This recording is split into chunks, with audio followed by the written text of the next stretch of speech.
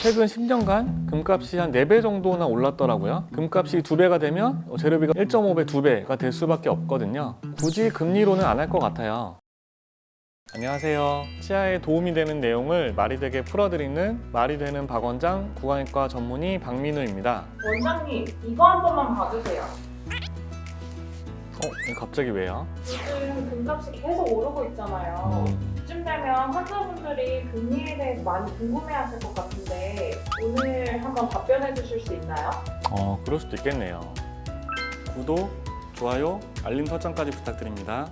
치과에서 금을 활용한 치료는 무엇이 있어요? 우리가 흔히 치과에서 금리를 한다, 편하게는 금리빨이라고 얘기를 하는 거는 크게 크라운이라고 하는 치아 전체를 감싸서 씌워주는 그런 치료가 있고요. 그 다음에 금으로 때운다 라고 하는 거는 이제 치아의 일부분만 파내고 그 자리에 이제 블럭처럼 껴넣는 인레이라는 치료가 있어요. 그 중간쯤 되는 온레이라고 하는 치료도 있긴 한데 좀 드물고요. 크게는 크라운, 인레이 이 두 가지가 있다 정도로 아시면 될 것 같아요. 그럼 주로 충치 치료에 금을 활용하는 거죠? 네, 그렇죠. 주로는 이제 충치 치료를 할 때 충치를 파내고 이제 빈자리를 메울 때 금으로 된 재료를 주로 메우고요. 아니면 치아가 좀 금이 가거나 치아가 뭐 부서지거나 이렇게 할 때 치아 전체를 보호하기 위해서 크라운으로 씌울 때도 금 재료를 사용하기도 합니다. 재료로 금을 선택하는 걸 추천하시나요?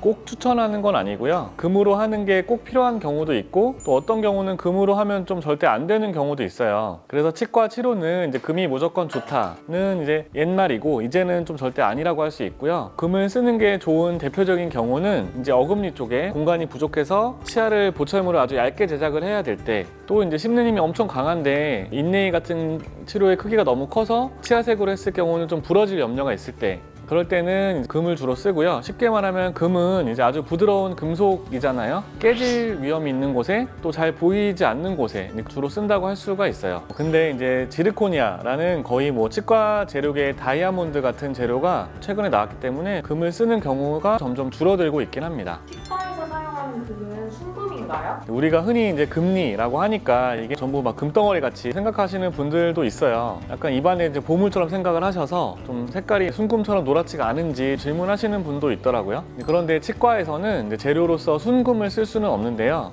왜냐하면 금은 엄청 무르고 또 부드러운 금속이잖아요. 우리가 이제 올림픽에서 금메달 따면 이 금리를 깨물어 보는 게 이제 금이 엄청 무르기 때문에 자국이 나는가 보는 건데, 이런 순금은 좀 너무너무 약해서 치아나 음식물이랑 함께 씹으면 다 뭉개져서 모양이 망가지고 다 없어질 거예요. 그래서 힘을 견딜 수 있게, 또 이런 거 제작을 할 때는 제작을 하는데 필요한 성질들을 가질 수 있게 필요한 금속을 추가를 해서 이제 합금으로 만들어서 사용을 해야 됩니다. 이분들처럼 14K, 18K, 24K 같은 함량 기준이 있는지 궁금해요. 그래서 순금이 이제 주로 24K라고 하는데, 우리가 18K라고 하면은 금 함량이 75% 정도, 14K라고 하면 금 함량이 60% 정도 된다고 해요. 치과에서 사용하는 금은 크라운의 경우는 한 50%에서 60% 사이, 또 인레이에 사용하는 금은 80%에서 90% 사이 정도 되니까 크라운은 14K 정도, 인레이를 하는 경우는 18K 이상이라고 생각을 하시면 되겠네요.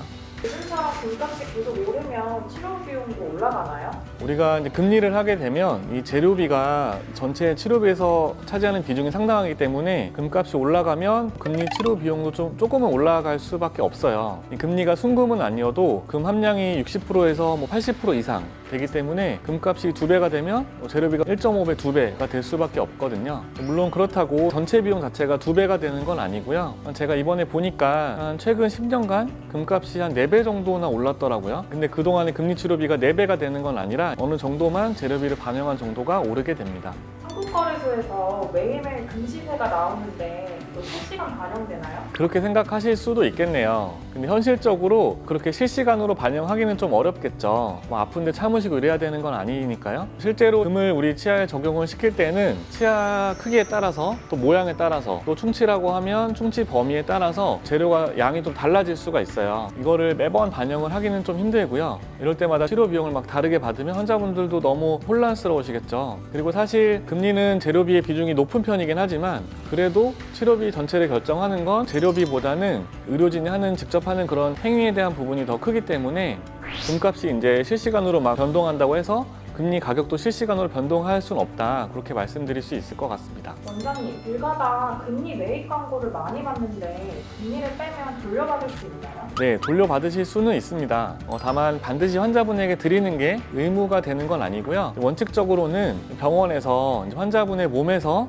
나온 것들은 적출물이라고 해서 이거를 처리하는 게 과정이 이제 법으로 정해져 있어요. 폐기물 관련 법에 의해서 정해진 업체에서 정해진 과정을 통해서 처리를 하게 돼 있기 때문에 그래야 이제 감염이나 전염병 같은 위험성을 줄일 수가 있겠죠. 그래서 금리도 그렇게 처리하게 되어 있지만 다만 이러한 위험성이 크지 않다고 판단이 되고 또 환자분이 본인의 적출물에 대한 소유권을 주장을 하시면 환자분이 요구하는 경우에 한해서 그런 적출물을 환자분이 가져가신다는 서류에 서명을 하시고 가져가시는 게 가능합니다. 환자가 가져가지 않는 금리는 어떻게 되나요? 환자분이 가져가지 않으신 금리는 이제 인체에서 나온 것이기 때문에 감염이나 전염병 이런 위험성을 줄이기 위해서 업체를 통해서 폐기하도록 되어 있어요.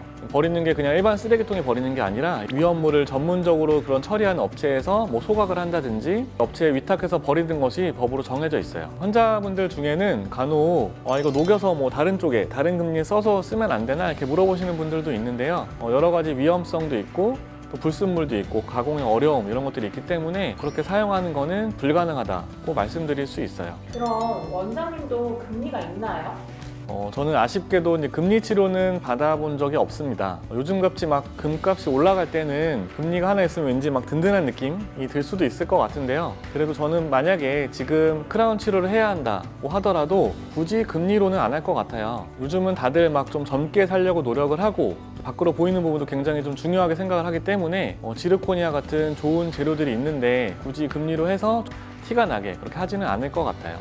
그럼 당연히 팔아보신 적도 없으시죠? 금리를 해본 적이 없기 때문에 당연히 팔아본 적은 없어요. 사실은 저희 치과 근처에도 좀 이것저것 파시는 가판대에서 좀 금리빨 삽니다 라고 써 있는 거를 이제 본 적은 있긴 한데요. 저희 환자분들 중에서 금리 빼고 가져가시는 분들이 팔아보셨을지는 모르겠어요. 그런데 아까 말씀드린 것처럼 이러한 금리가 순금은 아니기 때문에 또 금리를 사는 분들도 또 그분들이 이제 처리하시는 수수료 같은 게 있겠죠. 생각보다는 큰 돈이 안 되실 수가 있어요. 너무 기대하지는 마시고 가져가셔서 실망하진 않으셨으면 좋겠습니다.